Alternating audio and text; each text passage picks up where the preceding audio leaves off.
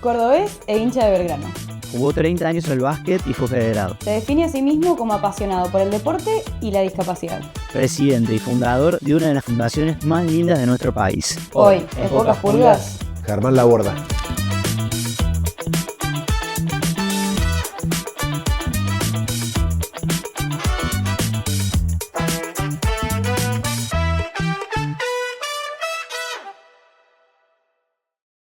Bueno, Germán, bienvenido a Pocas Pulgas. Sabemos de tus diferentes actividades que recién mencionamos en la introducción, pero queremos ir a los comienzos de tu vida como emprendedor social, como nos decías por ahí un poco fuera de cámara. ¿Qué hacías antes de Fundación Empate y qué fue lo que te motivó a crear Fundación Empate? ¿Qué hacía antes y lo sigo haciendo? Bueno, yo jugué 30 años al básquet de manera federada. Estuve 15 años en la primera del Club Maipú y eso me generó una disciplina deportiva linda, esa vida del club de barrio. Soy analista de sistemas, egresado de la UTN. Soy en mi profesión la que es paga, es desarrollador de software. Así que tengo hoy mi trabajo por la mañana desde mi casa, gracias a Dios, en manera home office, desarrollo de software. Y allá en diciembre de 2016, a través de una charla con un amigo que tiene su hijo con síndrome de Down, él me comentaba todo lo que tenía que transitar a diario con su hijo y semanalmente, todas esas barreras sociales que quizá para él las tiene un poco naturalizadas en su momento, y contaba esto de lo difícil de conseguir un banco en un colegio, ir a pelear para que se le acepten un estudio médico en la prepaga. Distintas barreras que él las contaba en un entorno distendido, en un asado, pero me dolió mucho cuando contó que lo aceptaron por WhatsApp para ir a una escuela de fútbol, y cuando llevó a su hijo, él no dijo por WhatsApp que tenía síndrome de Down, y cuando lo llevó, ahí le dijeron que no, cuando lo vieron. Entonces, la verdad que uno se pone a pensar y tiene esa empatía de cómo yo no soy papá todavía, pero creo que andar rogando que tu hijo sea aceptado o que los derechos de tu hijo sean permitidos para tu hijo debe ser feo, y me quedé muy chocante con esa situación de esa escuelita de fútbol. Así que lo llamé los 3 días y le dije que estaba el proyecto de armar la primera escuela de fútbol gratuita para personas con síndrome de Down. Venía a los 3 años con una afinidad con el síndrome, porque había tenido un amigo a los 3 años en la escuela de verano. Cuando antes, estamos hablando del año 1996, 1997, así que se hablaba mucho menos de discapacidad y demás, pero bueno, recuerdo que haber tenido una linda... ¿Maipú también? No, mi papá era bancario y era la escuela de verano donde estaba Juan Pablo, que tenía síndrome de Down, totalmente incluido de una manera natural. Nosotros sin ningún tipo de información sobre el síndrome de Down de chicos, como decíamos antes, se hablaba mucho menos de la discapacidad. Entonces creo que el niño siempre incluye naturalmente a través del juego, y ahí me quedó esa afinidad con Juan Pablo. Años después pasó esto y dije, che, no puede ser que existan esas barreras. Estamos hablando de actividades que son pagas o gratuitas, no importaba, el tema era la barrera del no. Entonces le conté, mi amigo me dijo que estaba loco, pero igualmente, bueno, fines de 2016 armé el proyecto, se difundió por los medios de comunicación, que arrancamos en febrero, y bueno, 2017 fue el comienzo de Fundación Empate y fue un boom, ¿no? Porque... ya arrancó grande, digamos, entonces. Arrancó grande porque nosotros dentro de los objetivos era comenzar máximo con 10 alumnos y ya arrancamos con 35, ya una staff de 20 personas voluntarias, y ya cuando tuvo esa respuesta social a través de los medios de comunicación y la aceptación por sobre todo de la familia, que era la más importante, porque nosotros creímos que estábamos generando un proyecto que iba a generar valor agregado en la familia. ¿Por qué? Porque habíamos visto esta persona cercana a mí, esa validación del resto de las familias cordobesas con personas con síndrome de Down a cargo fue muy buena. Está muy bueno esto, y creo que esa validación vino cuantitativamente con la cantidad de inscritos en el primer año, que fue realmente increíble, ¿no? Estaban respondiendo a una necesidad real, no era una cosa que la estabas ofreciendo. Eso nos validó esa necesidad real, porque uno puede tener, ideas, proyectos que surgen y cuestiones que uno cree novedosas para la sociedad, pero por otro lado, si no tenés inscriptos, si no, como cualquier otro emprendimiento, así que esa validación vino naturalmente desde ese lado. Así que creo que ahí vimos que estábamos resolviendo esa problemática, esa carencia de espacios a donde una persona con síndrome de Down puede acceder. Volvemos a lo mismo, de manera gratuita como es Empate, pero tampoco las había, y sigue habiendo pocas también rentadas. Entonces creo que suplimos esa necesidad que había socialmente. Claro. ¿Cuáles eran en ese momento por ahí tus miedos o dudas a la hora de llevar a cabo un emprendimiento de esta manera? ¿Y cuáles eran las certezas de las que te agarrabas para decir, bueno, sí, es por acá? La certeza, la duda más que nada y el miedo se resume en una sola palabra: la discapacidad. La discapacidad en sí puede haber muchos libros y mucha teoría, y lo vemos con los profesionales que hoy trabajan, que trabajaron en el primer año y que trabajaron durante todos estos años, que te dicen, yo soy idóneo en discapacidad, y cuando vengo acá al campo a trabajar es tan diversa la discapacidad, y no solamente abarca a la persona, sino el entorno familiar, los profesionales que trabajan con ese chico por fuera de la Fundación Empate, como psicólogos, acompañantes terapéuticos, fonoaudiólogos. Entonces creo que ese es el gran desafío, ayornarnos a la necesidad de la evolución de cada una de las personas con discapacidad, que sigue siendo el desafío. Creo que hoy hablar de miedo, el miedo por ahí te pone un freno de mano. Creo que nosotros fuimos muy cautos con eso, muy respetuosos en respetar los procesos de cada una de las personas, pero no nos pusimos ese freno natural que por ahí nos pone un miedo, ¿no? Y a dónde decidimos aferrarnos a esto. Creo que en lo personal que tengo mucha perseverancia y mucha convicción de lo que hago. No soy una persona que ante el primer problema o barrera a superar, ya me voy para otro lado, sino soy bastante persistente. Y dijimos, el primer año teníamos muchas familias, creo que esto puede ser más grande. Y hubo muchas barreras sociales. La principal barrera es el desconocimiento social que hay de la discapacidad, de lo que es el deporte, de las personas. Entonces, superar ya esa barrera y ir también, porque uno va creciendo institucionalmente, pero a la vez te transformas en un comunicador social muy importante a través de las redes sociales, a través del mensaje que quiere dar la fundación, ir rompiendo esos estereotipos que hay muchas veces erróneos sobre la discapacidad. Entonces también ese era otro segundo desafío que se abría, que fue muy lindo y que lo seguimos también casi ya con 10 años de antigüedad, seguimos sorteando esas barreras. ¿Por qué? Porque la sociedad va evolucionando o cambia, entonces también nos tenemos que ir ayornando un poco para dónde va la sociedad, ¿no? ¿Qué te acordás de ese primer día? De decir, bueno, nos juntamos en este lugar a esta hora. ¿Qué recuerdo tenés? 16 de febrero de 2017, hacía muchísimo calor, como típica tormentas de verano que empieza a venir negro allá, decimos, falta una hora para que arranque, y esto era a cielo abierto. Matías Barzola nos hizo la presentación, y era una invitación que habíamos pasado nosotros por redes sociales, que en su momento teníamos muy poquitos seguidores, por los diarios, por los medios, y abrimos los portones pensando que no sabíamos qué cantidad de personas iban a venir, y vinieron 400 personas. Claramente nos quedamos sin sillas, sin nada, estábamos preparados, teníamos un escenario y todo, pero fue una sorpresa muy linda ver a las familias que en ese momento claramente no conocíamos, que era el primer contacto que teníamos, y presentarlo fue un día histórico, re lindo para nosotros acordarnos de ese día. Y previo a eso, porque ahí ya estaba todo armado, ya estaban esperando a la gente, ya se había difundido, pero desde el momento que vos decidís, voy a hacer esto, ¿cuál es el siguiente paso? ¿Te juntás, llamás amigos?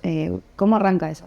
En esta exposición que tuvimos de manera mediática, empezaron a escribir profesionales, empecé a armar el staff, que creo que son las bases de esta línea de emprendedorismo que decimos, que desde el día 1 pensé, sería raro decirte que me imaginé el crecimiento que tenemos hoy, no lo imaginé, y claramente fue muy sorprendente, pero ya fui sentando las bases, creo, y los cimientos sabiendo que esto podía llegar a crecer. Claro. Entonces empezamos a armar, por más que éramos poquitos, ya estaba el área de comunicación, el área deportiva, que era la que iba a planificar y ejecutar la primera actividad, que era fútbol. Después un área de eventos, que fue la que hizo el evento de la inauguración en sí. Entonces como que fui poniendo personas y aliados ahí estratégicos, que yo ya por ahí le veía el perfil de que podían coordinar gente, liderar gente. Entonces empecé a armar como esa mínima estructura. Y que eso sirvió después, porque al momento de este crecimiento, esta expansión rápida que tuvo los 2 primeros años, quizá hubiéramos tambaleado un poquito. No digo que no tambaleemos, pero nos agarró mucho más una estructura mejor parada, digamos. Recién nombrás a Matías Barzola como una de las personas que apoyó el minuto cero, y pienso por ahí en esto de sentir la aceptación de gente que está dentro de un ámbito en el que uno quiere insertarse o que tiene cierto reconocimiento. ¿qué te generaba a vos de decir, bueno, si me está apoyando esta gente y qué otras personas también aparecieron en ese sentido que te hicieron sentir, bueno, vamos por buen camino? Y mucho, te da una tranquilidad también saber que instituciones como Talleres, Belgrano Instituto, grandes clubes reconocidos, enviaron deportistas y tuvimos como padrino en los primeros años a Fede Lertor, a Comar, a Víctor López, referentes de los distintos clubes, y que los clubes apuesten a este nuevo espacio inclusivo que se estaba armando en Córdoba. Y creo que fue esa aceptación y esa validación que te da un club fue muy natural, porque tampoco fuimos a buscarla. Che, necesitamos sí o sí que nos apoyen. No, creo que se fue dando de una manera muy orgánica, que fue re lindo también, porque así como Matías, se acercaron distintos comunicadores, distintas personas, como Boina, que lo voy a nombrar, que fue esa agencia creativa tan conocida en Córdoba, a ofrecernos sus servicios, y entre esa vorágine de crecimiento decía, che, pero ¿por qué nos va a hacer falta? No tenemos nombre. Claro. Entonces nos presentan el nombre de Empate con lo que significaba el eslogan: si empatamos, ganamos todos. El logo que tenemos hoy, toda la identidad de lo que representa Empate, y fue hermoso. Entonces te pones a ver y muchos aliados se fueron sumando al proyecto que le dieron un gran valor agregado del comienzo. Antes de meternos de cabeza a la fundación, sí, tal cual, pero está bien. Pero antes de meternos de cabeza ahí, me interesa saber cómo balanceás vos todo esto, porque vos decís que jugabas al básquet, jugás todavía. Ahora de manera amateur, pero en ese momento era distinto. Trabajás, mientras tanto seguís sosteniendo un trabajo que es el que te da de comer, porque por más de que le pongas todo el corazón, la fundación no deja de ser una fundación justamente. ¿Cómo balanceás eso? ¿Cómo lo hacías al principio? ¿Y cómo fue cambiando? Me imagino que vas enfrentando como nuevos desafíos a medida que crece. ¿Cómo lo manejas? En ese momento era más chico, empezamos por ahí. El limitante de la edad. Tenía 33 años cuando arranqué. Sumado a eso, soy baterista, tocaba en una banda, aparte de jugar. Claro. Tenía la fundación, mi trabajo presencial en ese momento, la verdad no sé cómo hacía para que me alcance la Había horas del día. Había muchas, sí. Pero eran muchas ganas. Creo que costó mucho los primeros años, y creo que dentro de esa pasión del emprendedor, de todo esto que estaba sucediendo, uno encuentra horario, encuentra el cómo ayornarse, acomodarse, obviamente sin... coincidí por mi última parte de basquetbolista federado los últimos 2 años, los primeros 2 años de la fundación, mis últimos 2 años como basquetbolista, y ya ahí dije no, porque cerraba la fundación, me iba a entrenar hasta las 11 de la noche, jugar en primera con lo que significaba, era mucho el desgaste físico también, más allá del desgaste mental, que era por ahí que más me pesaba.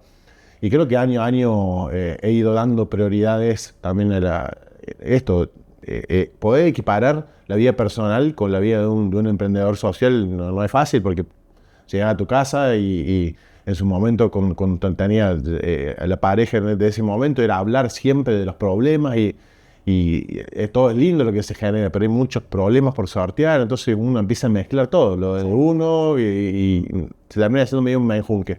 Creo que 10 años después sigue apareciendo ese menjunque, pero creo que ya más dividido, ¿no? Claro. Veíamos una de las entrevistas que habías hecho con Fundación Empate a uno de los chicos, se llama Carlos Ignacio Ulibarri, y le preguntás si alguien te dijo o pensó que no podías hacer tal cosa, y bueno, Carlos responde, ¿te pasó en algún momento, sobre todo en los primeros años, de que alguien te diga, bueno, esto fíjate, esto no, o pensaste que no se podía? Aparecieron personas e instituciones que no vamos a mencionar, y para no entrar en un debate, obvio. Que me llamó mucho la atención, y que después, conociendo el ámbito de la discapacidad, no solamente en la provincia, sino a nivel nacional, hay un poco de recelo, hay demasiado cuidado, y aparecieron personas e instituciones como diciendo, che, ¿por qué están apareciendo ustedes? ¿Qué vienen a hacer? Pero no desde el lado constructivo. Eso me llamó mucho la atención, porque ¿por qué se están metiendo ustedes a un ámbito que ya hay personas haciendo esto?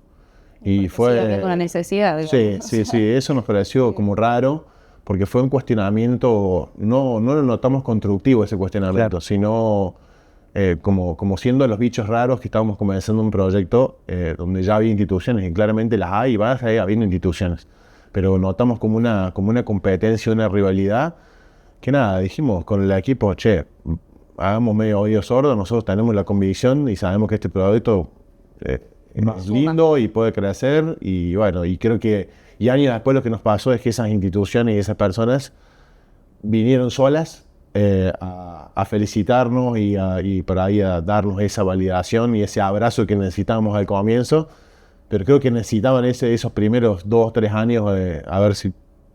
Y hoy creo que se ve desde el lado de que del miedo que cualquiera venga a hacer cualquier cosa porque sí. Creo que era ese el miedo que había. Pero bueno, sorteando eso, creo que fue, respondiendo a tu pregunta, lo que tuvimos que superar a nivel de cuestionamiento. Sí. Hablamos, uno siempre habla de fundación, pero vos nos decías recién, y usás mucho la palabra emprendedurismo social. ¿Por qué? ¿Cuál es la diferencia y por qué es importante eso? Importante porque creo que falta profesionalizar las ONG. En el ámbito cordobés falta, porque por ahí uno cuando mira grandes estructuras como UNICEF Argentina, Médicos Sin Fronteras, Ingenieros Sin Fronteras y bueno, grandes estructuras que están en Buenos Aires y creo que y en otras provincias también hay ONG bastante grandes.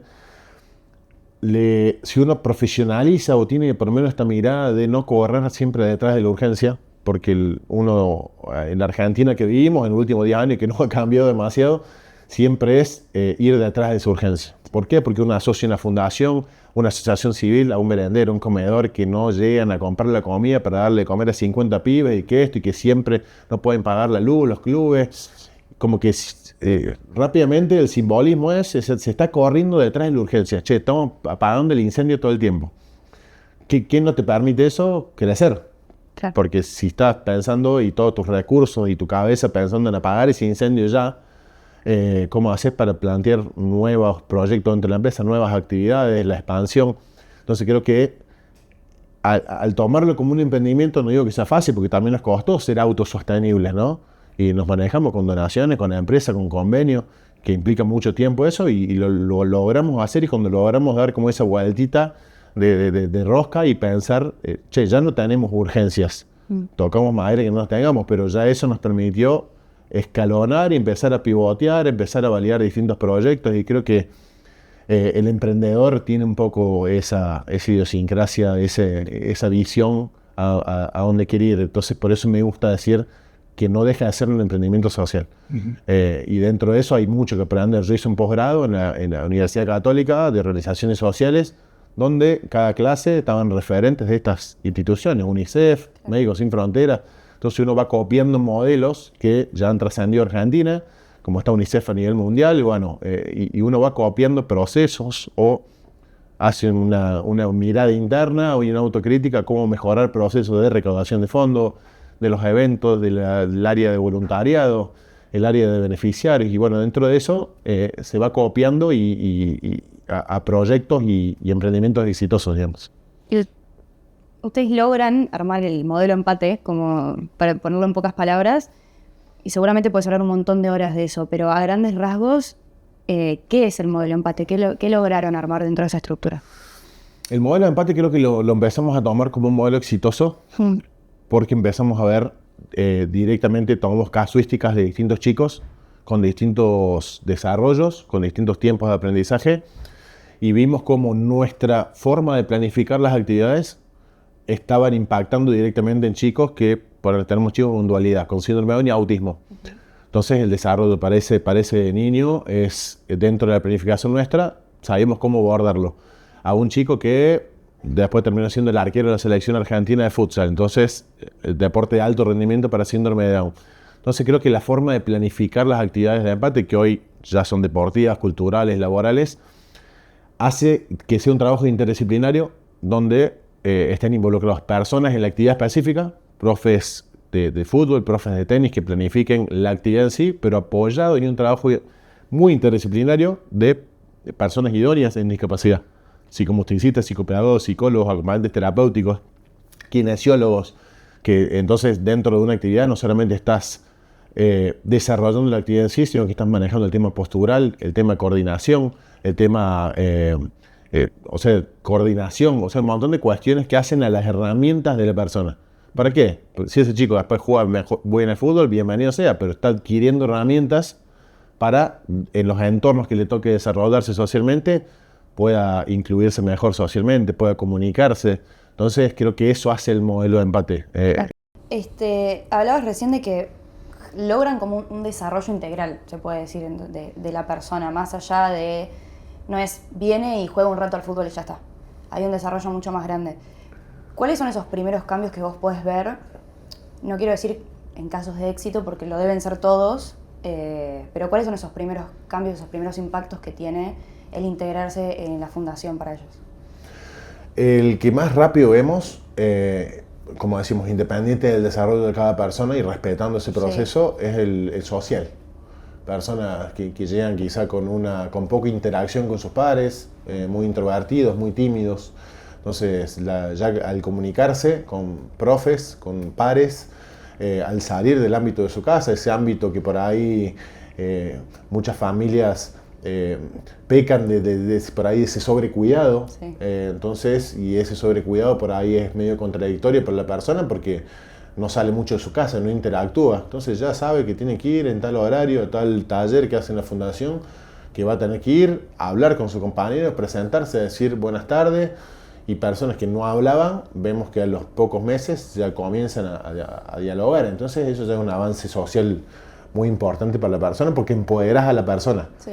Después, independiente, si sabe pintar bien, si sabe tocar mejor un instrumento, bienvenido sea, lo potenciaremos en eso. Pero creo que el principal cambio, el más lindo, es ese cambio de ese empoderamiento personal de la persona con discapacidad. Y que impacta también en todo el resto de las áreas, indefectiblemente. En todo, en su entorno familiar, ni hablar en la fundación, ni hablar de que ese chico, si ya es adolescente y termina el colegio, tenemos casos de que se han hecho amigos y van al cine. Claro. Entonces, que algo era impensado, porque, bueno, no, que mi hijo vaya con sus primos si es que puede y con nadie más, ¿no? Ahora, con todos los cuidados que hay que tener, pero generan otros grupos de pertenencia fuera de la fundación, que es ir con amigos, pares al cine. Sí. Entonces, ver eso que se genera a través de la fundación es hermoso, digamos, porque estás impactando directamente en una persona. ¿Qué te genera a vos eso? Es por lo que lo hacemos. La verdad, yo hablo y 10 años después me sigo emocionando, pero es muy lindo, es muy lindo.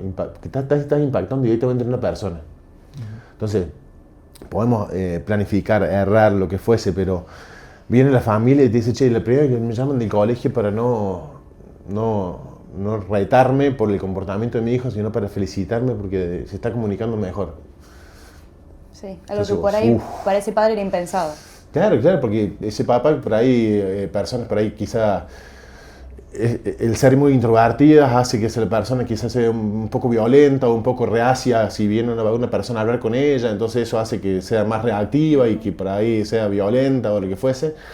Y son validaciones familiares y no es que, porque viene a empate es mejor, no, te lo dice la familia, che, hemos probado muchas cosas y desde que está acá vemos un cambio real. Entonces eso para nosotros es oro.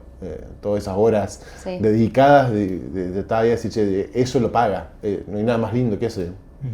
La fundación arranca con el fútbol por ahí como deporte primario. ¿Y cuáles son las actividades que se fueron desarrollando a lo largo del año, de los años, perdón, y que fueron por ahí, no sé si encontraste algunas actividades que daban más resultados que otras o fueron probando? Comenzamos segunda actividad con tenis, si bien todas las actividades son mixtas, hay muchas chicas que no les gustaba jugar por ahí el fútbol, lo veían por ahí con un poco de miedo. Comenzamos tenis, tuvimos una muy buena respuesta con tenis, que actualmente sigue la actividad de tenis, fútbol y tenis desde las deportivas. Conseguimos en segundo año una empresa que nos alquiló una casa, una sede, hoy tenemos casa propia, pero en ese momento alquilamos. Entonces comenzamos taller de música, que tenía que ver mucho con lo coordinativo, porque era percusión, entonces nos gustaba, lo validamos con psicomotricistas y el tema de la coordinación a través de la percu estaba muy bueno. El arte ni hablar, porque hablamos de esta expresión que uno se puede expresar de distintos lugares y chicos que, bueno, quizás son 3, 4 años que llegaron a la fundación y se siguen comunicando muy poco, pero se comunican desde otro lado, que es el artístico y lo que suma en eso, ¿no? Ahora hace poquito grabamos teatro, o sea, tenemos 5 actividades y nada, con distintos convenios, ¿no? Lo que son las deportivas lo hacemos en instituciones externas y las actividades culturales, las laborales y los emprendimientos propios los tenemos dentro de la sede de la fundación. Pero fuimos validando un poco ante la necesidad familiar, que sigue habiendo mucho porque tenemos cupos y nos gustaría tener más actividades, pero más actividades implica otra estructura económica, más crecimiento, vamos hacia eso, pero creo que hoy las actividades que tenemos han servido mucho a esos distintos desarrollos que queremos para los chicos.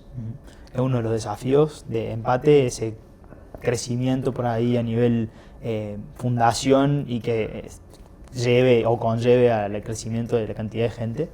Sí, y en actividades, y siempre fuimos muy conscientes, muy respetuosos y cuidadosos al momento de abrir nuevas actividades. No abrimos por abrir, bueno, probemos, no pasa nada. No, el probar implica que el chico cambie su rutina y sabe que va a ir a tal actividad martes y jueves, tal día, y no podemos probar 3 semanas, no funciona, no cerramos, porque estás quitando a ese chico esa continuidad que le hace falta.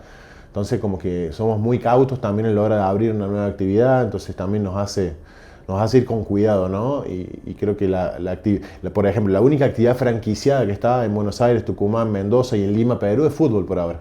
Claro. Todavía no hemos podido ni siquiera escalonar a tenis o a una actividad cultural. Entonces, recién van 5 años la franquicia y recién ahora se están logrando ese modelo autosostenible desde lo económico, con estructuras de recursos humanos, entonces y es la primera actividad. Entonces también somos muy cautos al momento de crecer. ¿Logran franquiciar cuando llega el apoyo de la UEFA, puede ser? Sí. ¿Es ahí cuando ustedes empiezan como a exportar, digamos, el modelo? Sí, en el 2020 nosotros estamos continuamente viendo postulaciones a nivel nacional e internacional de la UNESCO, de la UNICEF, y surge la UEFA Foundation con una propuesta de financiar proyectos que tengan que ver con el fútbol. Nosotros tenemos en la agenda esto porque primero nace Empate Perú en el 2018 con una transmisión de conocimientos nuestra muy artesanal, sabemos cómo lo hacemos. Esta chica peruana tenía su institución de síndrome Down, pero no hacía nada de lo deportivo, entonces, bueno, enséñeme, muchas reuniones, bueno, viajamos allá, capacitamos a todo el staff, pero fue muy artesanal. Luego de eso y de enterarse que estaba Empate en Lima, que sigue funcionando, surgieron muchas consultas de distintas provincias de Argentina porque empezaron a ver el crecimiento y la exposición que tenía Empate en Córdoba. Che, yo quiero que Empate esté en mi provincia, quiero. Y si vos te agarras a esos quiero y con la emoción y la excitación que teníamos los primeros años, decimos, sí, dale, vamos. Y no porque eso es, quitas hoy una necesidad hoy y el día de mañana, ¿cómo haces para sostenerlo? Llega esta postulación de la UEFA, postulamos el proyecto de armar franquicias sociales, o sea, todo lo que hacemos lo pasamos a tableros de control, manuales de proceso, nos sirvió mucho también para reestructurar nuestros procesos. Generamos UEFA nos financió el desarrollo de esa franquicia y salimos a buscar ONG aliadas en Tucumán, Mendoza y Buenos Aires. Y bueno, y eso nos permitió esa expansión ordenada y que se respete este modelo de Empate. Porque también es estando a la distancia, como uno tiene control sobre lo que se está haciendo en estas 3 provincias nuevas, no estando ahí. Bueno, sirven mucho los tableros de control, las reuniones de avance, que se respeten los procesos. Entonces, UEFA fue en su momento, en el 2020, un aliado clave para la expansión que hoy tiene Empate. ¿Cómo es esa postulación a UEFA? ¿Y hay otros tipos de fundaciones también postulándose? ¿Sabes de otras que están en el mismo recorrido que ustedes en ese momento? ¿O es medio...? La verdad que haber ganado y que llegue ese mail de UEFA fue, como te digo, nosotros por año debemos postularnos a 10, 12 proyectos. Son postulaciones muy largas, son muy técnicas. Claro. Hay que presentar budgets a mediano plazo, a largo plazo. Después las rendiciones son muy exhaustivas porque te están dando ingresos económicos, pero después tenés que rendirlos. Claro. Por lo cual dentro del área de la fundación hoy tenemos un área de proyectos. Porque cada postulación, por ejemplo, te tarda 3 semanas en cargar un formulario. Claro. No es que quieres hacer 2 o 3 preguntitas, listo, te damos la plata. Muchas de las que 10, 12 que hacemos al año no nos eligen. Entonces era también, y no por eso dejamos de seguirlo intentando, porque si no seguimos intentando no hubiera surgido UEFA en su momento. Sí. Y ahora, hace un mes nos contactó UEFA de nuevo, que le dijo que habíamos presentado buena rendición, que fuimos muy prolijos al momento de hacerlo y que quieren financiar proyectos nuevos. Así que presentamos 2 provincias más, estamos a la espera a ver si si nos aceptan, pero eso también está bueno, laburar prolijo.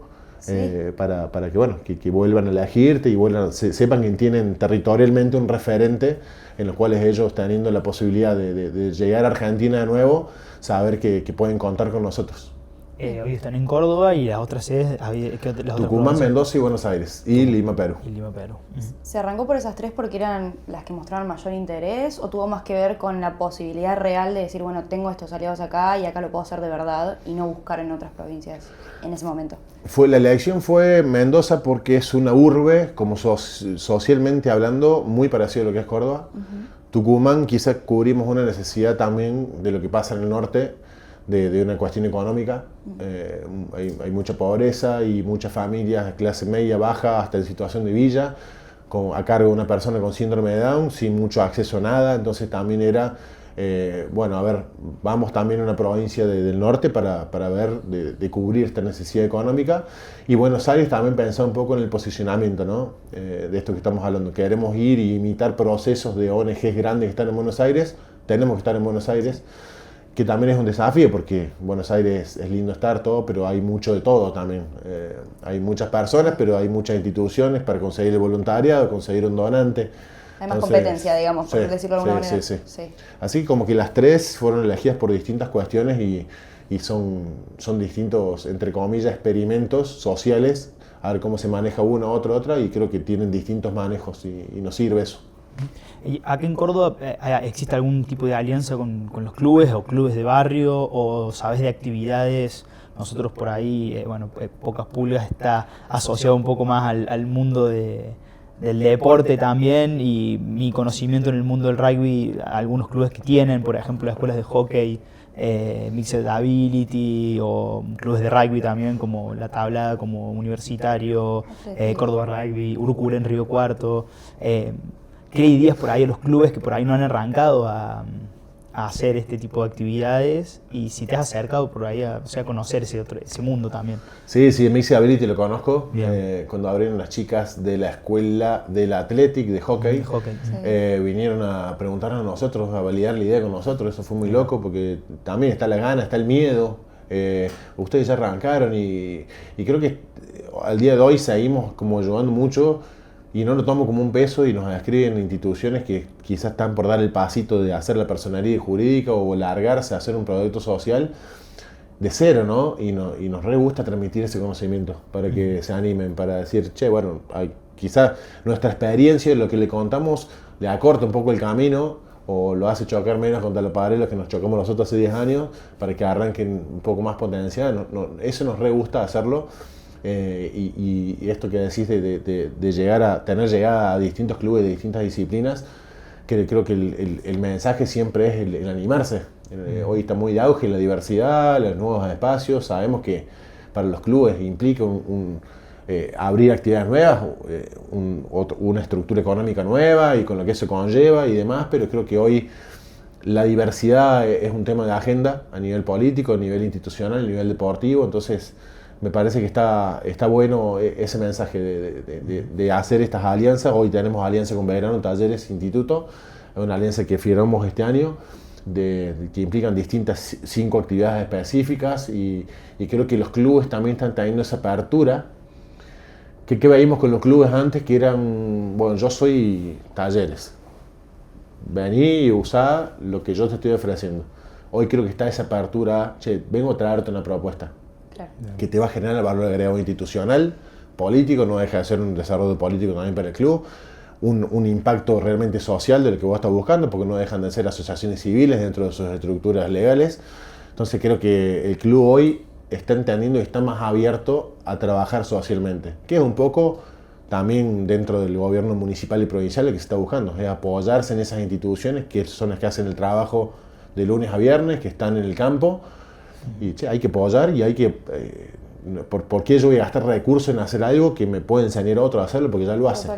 Entonces creo que esa apertura hoy de estos distintos actores está haciendo que exista esa comunión, porque si logramos esa comunión con los clubes, con la parte gubernamental, con la parte empresarial que es clave, que la estamos logrando también porque en 4 años logramos que 29 chicos tengan su trabajo de manera en blanco.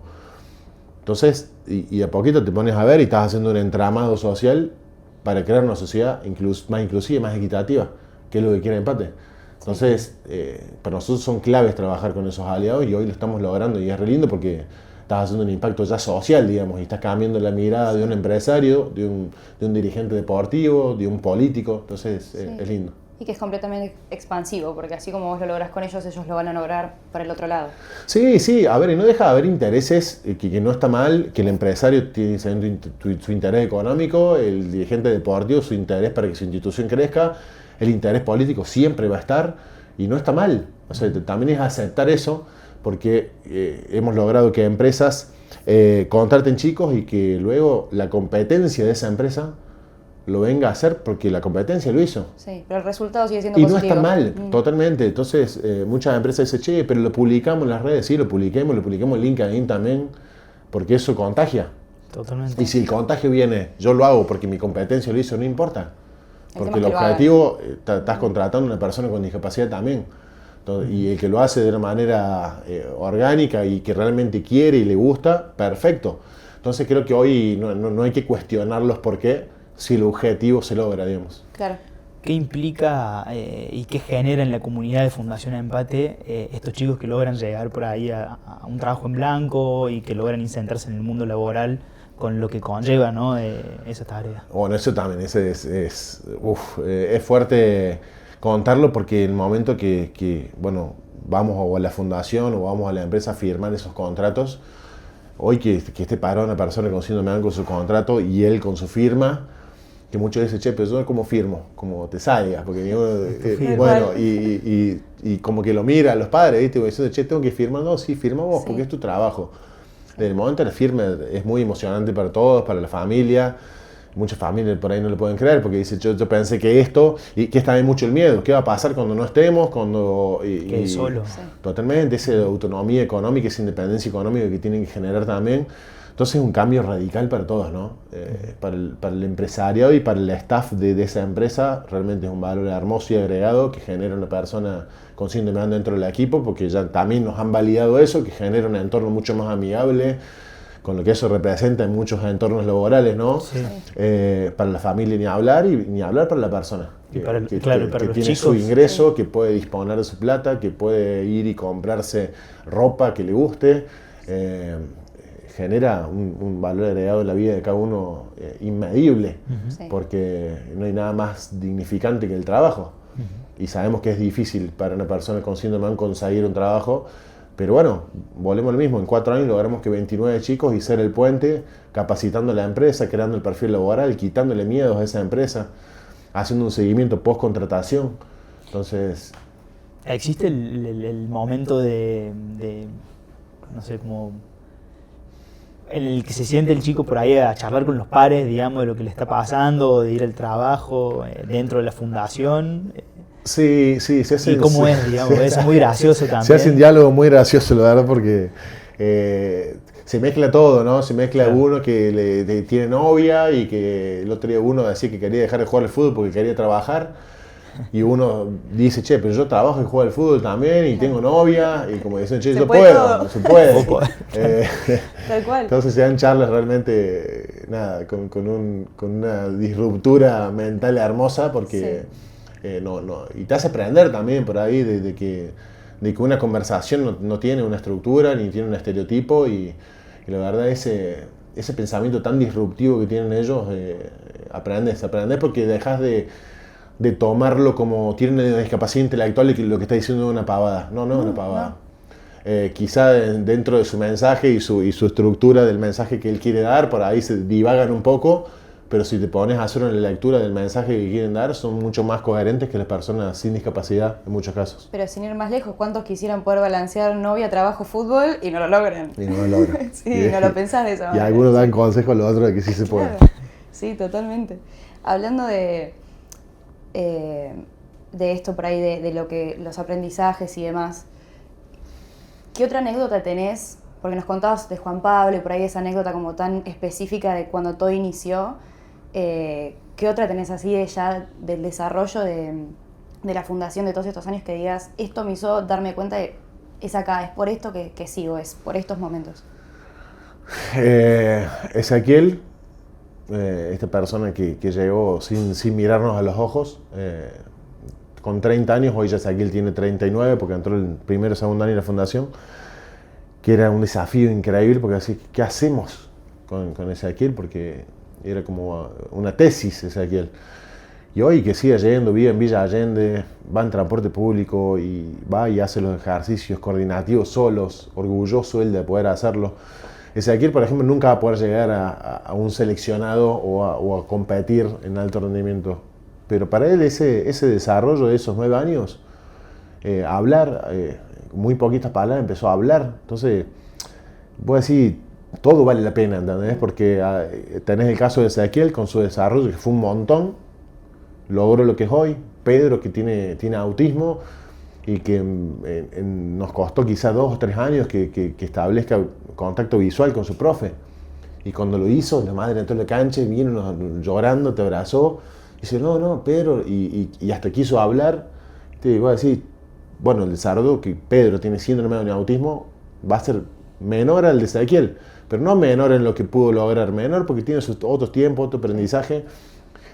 Otro Javier que estaba en su casa sentado en un sillón, una vida muy sedentaria, y empezó a entrenar en el empate, vimos que se tiraba bien, que tenía la técnica de arquero incorporada, le preguntamos si quería atajar, nos metimos de cabeza en un alto rendimiento, lo metimos en un gimnasio, le cambiamos la alimentación y fue 2 veces su campeón del mundo. Sí. Entonces como que te tenés ahí como, no sé, como muchas aristas de distintos chicos. Ni hablar de Sofi, que fue la última hora que entró a trabajar, que tuvo su primer día de trabajo el domingo, y que ella feliz contando que empezaba su primer día de trabajo. Sí. Entonces, de eso tenemos miles, y te aferras a eso de todo lo que cuesta llevarla. Cuesta hoy mantener después de 10 años de empate, sigue costando, lo hacemos con mucho profesionalismo, mucha vocación, mucho corazón, porque creo que se hace a través de la pasión. Pero miras para atrás todas estas cosas así, vale la pena. Creo que el denominador común de la sociedad sabe que los chicos con síndrome de Down tienen una respuesta o la palabra simple muy desde adentro, ¿no? De lo que les sale y muy sincera. ¿Qué te genera a vos cuando ellos mismos te dan esas respuestas, ¿no? Bueno, lo que contabas recién de Sofía o otro tipo de situaciones en ese mismo sentido, digamos. Es que es un aprendizaje, porque ellos no tienen filtro, no son todos angelitos como socialmente se los dice. Claro. Tenemos personas que llegan y te meten una puteada porque tuvieron un mal día y vas a decir, sí, síndrome de Down, ¿cómo me van a insultar? Y se da mucho. Y se da mucho. Entonces también el interactuar con ellos y convivir con ellos en todas las actividades, en viajes que hacemos y demás, hace naturalizar esa convivencia y aprendes un montón, pero es un aprendizaje en serio, no desde... sí, aprendemos. No, se aprende un montón. Claro. Porque todos quisiéramos no tener ese filtro en un montón de ámbitos de nuestra vida, y ir y decirle a nuestro jefe lo que le tenemos por decir, obviamente siempre con respeto. Quizás ellos no tienen ese filtro de, bueno, lo hacen como les sale, y es lindo, se te pone a pensar, porque los representan de una manera muy auténtica a la persona dentro de su esencia como persona. Y quizás no andan buscando esa careta del qué, el cómo, en este espacio de mi vida actúo de esta manera, en otro. Ellos son en todos los espacios donde interactúan de la misma forma. Sí. Entonces es un lindo aprendizaje. Te saco un poco de Fundación Empate. Sos secretario de la Federación Argentina de Síndrome de Down. Sí. ¿Cómo llegás a ese puesto? ¿Te imaginabas en algún momento ocupar un puesto así, ese rol a nivel nacional? ¿Y qué implica hacer eso? ¿Qué tareas se desarrollan en ese puesto? Cuando empezamos a ver la parte de alto rendimiento de Javier, de que estaba en la selección, armamos nosotros en el 2019 el primer nacional de futsal de síndrome de Down de Argentina, que no existía esa competencia. Ahí conoces otras instituciones, otras provincias, y nos dimos con que se estaba armando o intentando armar la federación. No me sobraba tiempo, claramente, pero me gustaba la idea. Así que empecé a investigar un poco y dije, che, yo quiero ser parte. Así que es muy federal. Estoy en Córdoba como secretario, la tesorera está en Mar del Plata, la presidenta en Santa Fe, vocales en Buenos Aires, vocales en Mendoza. Se ha hecho muy nacional. Tenemos 9 disciplinas, todas orientadas al alto rendimiento. lo cual implica un gran desafío para la federación conseguir fondos para no solo los torneos nacionales que organizamos, sino que los mundiales en distintos países. Ahora vinieron recién hace poquito los chicos de atletismo de Bulgaria, que atletismo tiene una staff entre profes y atletas de 25 personas, y son 25 personas que tenés que mandar al exterior, pero es claramente otro... ¿Por qué me apasiona también la federación? Porque es distinta la forma de poder conseguir esos fondos, una federación, una fundación, pero el objetivo es el mismo, es darle ese espacio al atleta con síndrome de Down, rompiendo ahí por ahí quizás más estereotipos todavía, porque el atleta con discapacidad intelectual en alto rendimiento en Argentina hace 5 o 6 años atrás no existía. Claro. Hoy tenemos atletas becados por la Secretaría de Deporte de la Nación, porque logramos becas. ¿Y por qué no la pueden tener si ese atleta va a representar a Argentina como lo representa Messi, como lo representa los Pumas, como las Leonas, y sigue siendo un atleta? Entonces, en Argentina siempre decimos que el derecho es accesible para todos. Bueno, es accesible para todos cuando realmente es para todos. Sí. Personas con y sin discapacidad. Claramente los presupuestos después a nivel nación son distintos, y eso por ahí es lo que se lucha, ¿no? Esa igualdad de condiciones, de que el chico no tenga que hacer una rifa, un locro y no sé, juntar fondos para ir a representar el país, como lo pueden hacer quizás otros deportes un poco más profesionales. Sí. Entonces estamos detrás de esa lucha, de ese posicionamiento, y también es lindo porque es un lindo desafío, y lo estamos logrando de a poco hacer ese caminito. Y me imagino que también que sea federal conlleva todo un intercambio constante con lo que está sucediendo en las otras provincias. Tiene eso de rico también, ¿no? Eso es rico porque conoces una atleta que juega tenis de mesa en un pueblito de La Rioja, y que no lo tenés nominado, no lo tenés empadronado en ningún lado, y te escribe un profe por redes: che, yo tengo una atleta, te manda videos, y así, che, este pibe juega bien. Claro. Y si no existiera la federación y por ahí esa visibilidad que también se le dio a nivel nacional, nunca conoceríamos a ese atleta que está en La Rioja, y esa atleta tampoco conocería que hay un mundial de tenis de mesa. Y que puede llegar. Que puede llegar, que puede ser parte del preseleccionado. Y dicho sea de paso, atletas que hoy tenemos de distintos seleccionados de las distintas disciplinas son por ahí de lugares muy inhóspitos de Argentina, y llegaron, y también para que ese chico hoy represente a Argentina y lo que implica para la familia, que ese chico se lo vista, se sube a un avión, vaya, compita, gane o no gane medalla, que vuelva, y hablar de la experiencia y lo que implica para esa persona, ¿no? Pero bueno, creo que la federación sirvió para visibilizar a otras instituciones que están en la misma, o profes, que también está buenísimo como motivación. Che, yo tengo a este chico acá entrenando y entrena, no tiene ni competencia. No, ese chico tiene competencia nacional, mundial, entonces como que también, es muy apasionante. Sí. Nombrabas hace un ratito por ahí algún que otro aprendizaje, o hablas de que se aprende constantemente, pero si tuvieras que decir 1 o 2 cosas que aprendiste después de todos estos años así particulares, ¿qué sería? A desarrollar la paciencia. Algo que hoy creo que nos interpela a todos, porque todos creo que socialmente estamos perdiendo la paciencia, ¿no? Ni hablar que somos lamentablemente de una sociedad muy violenta, muy separada, muy dividida, muy hater, que eso nos hace tener poca paciencia para manejar, para esperar el turno en una fila, para un montón de cuestiones que por ahí nos consideramos pacientes, pero a la vez no lo somos, algunos en mayor o menos grado que otros. Y creo que estando y conviviendo con los chicos y sabiendo también que los procesos dentro de la fundación son otros tiempos, o respetar ese aprendizaje de cada uno es otro tiempo, entonces como un desarrollo y crecimiento personal, por lo menos desde lo personal mío, la paciencia es algo que se desarrolló muchísimo. Y lo otro es confiar, la confianza. Que también es medio utópico decirlo, sí, yo confío, pero cuando uno confía y se ata un poco a estos resultados, a estos procesos, a este crecimiento, a cosas que van sucediendo, se aferra un poco más a esa confianza, ¿no? Para decir, che, se puede. Estamos haciendo algo que se puede sostener, cuesta un montón, pero se puede. Creo que la confianza y la paciencia es lindo desarrollo. Si tuvieras que definir a Fundación Empate en una frase, que no sea el eslogan, ¿cuál sería? No, en la persona el empate es un hijo.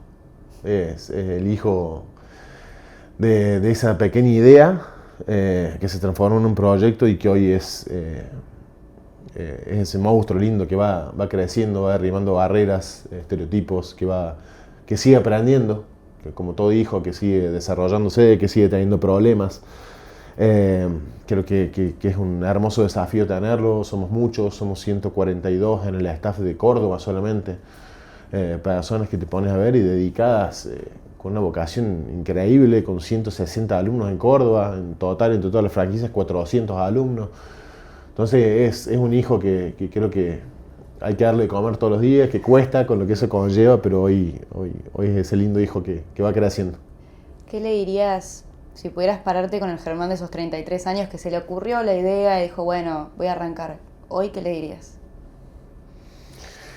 Que estuvo bien confiar y aferrarse a esas barreras, esos cuestionamientos, a ese hater que apareció, a ese que vino a ningunearte.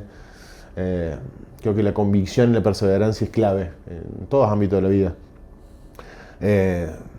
Felicitarlo porque no se tiró atrás.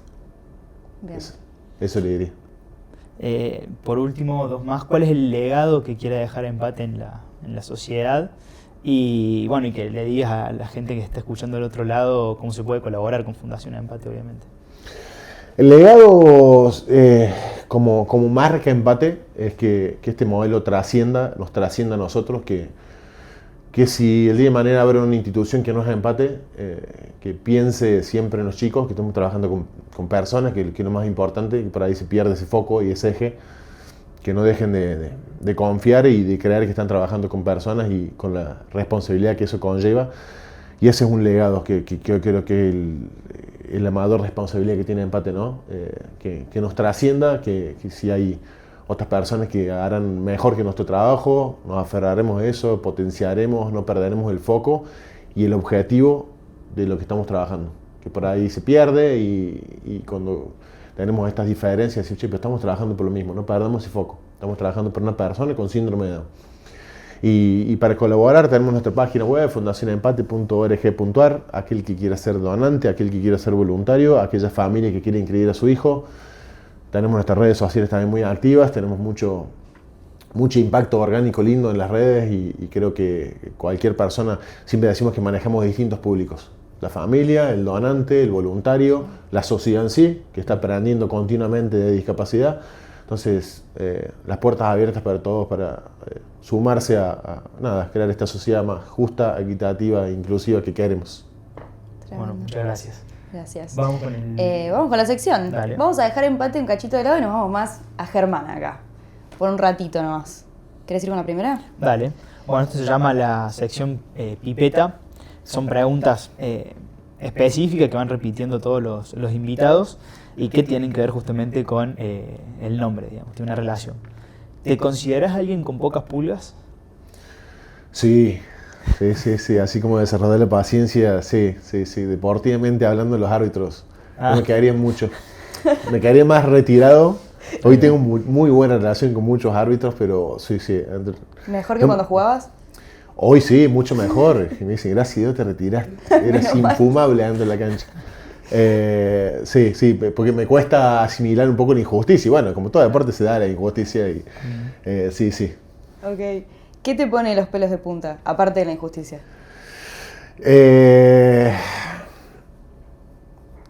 La hipocresía me pone un poco los pelos de punta. La hipocresía es algo que me cuesta aceptarla, asimilarla. Que una persona sea malintencionada también. Es algo que no la acepto. ¿Cuál es tu pipeta? Eso que te cura, que te relaja, te hace bajar un cambio. La música. Ahí va.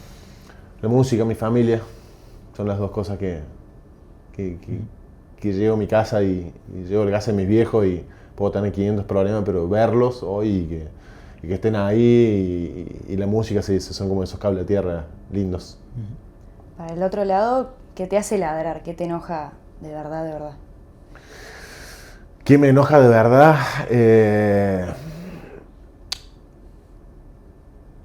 Que medio pesimista lo que voy a decir, pero por ahí noto que la sociedad no evoluciona.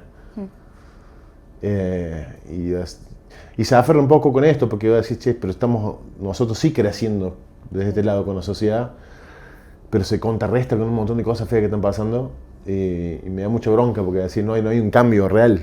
Está cada vez más dividida, más violenta la sociedad, el individuo que transita ese sistema donde no le gustan un montón de cosas, pero lo que no le gusta lo hace con mucha bronca y mucho odio. Y eso me enoja mucho porque no veo un cambio en el corto plazo. ¿Cuál es tu cucha, tu lugar seguro? ¿A dónde ir después de eso que te enoja, por ejemplo? Amigos, pareja, amigos, pareja, el deporte. Hoy sigo jugando al fútbol y al básquet de una manera amateur, pero creo que son esos espacios que no hay que perderlos, porque cuando no me prioricé, que en muchos ámbitos, muchos años no me prioricé yo y fui para adelante y no le pasé bien desde lo personal, volví a elegir priorizarme y creo que priorizarse es tener esos espacios para uno, que creo que es donde uno se siente acogido, ¿no? La última, así como a los perros se les pone la pipeta para sacarle las pulgas, las garrapatas, ¿vos para qué te pondrías? ¿Qué te sacarías? ¿Qué me sacaría?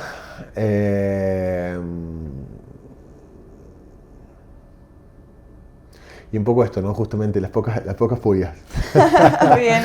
Eso me sacaría, porque por el momento no me gusta. Me gusta ser efusivo en muchas cosas, pero no está bueno enojarse y no tener ese límite, ese control de decir hasta dónde sí, hasta dónde no. Creo que hoy lo logré para no ser ese adolescente con muy pocas menos pulgas, pero creo que eso siempre está bueno sacarlo porque muchas veces te hace perder un poco el foco. Bien. Bueno, Germán, muchas gracias. Germán. Bueno, a ustedes, muy lindo, muchas gracias. Gracias.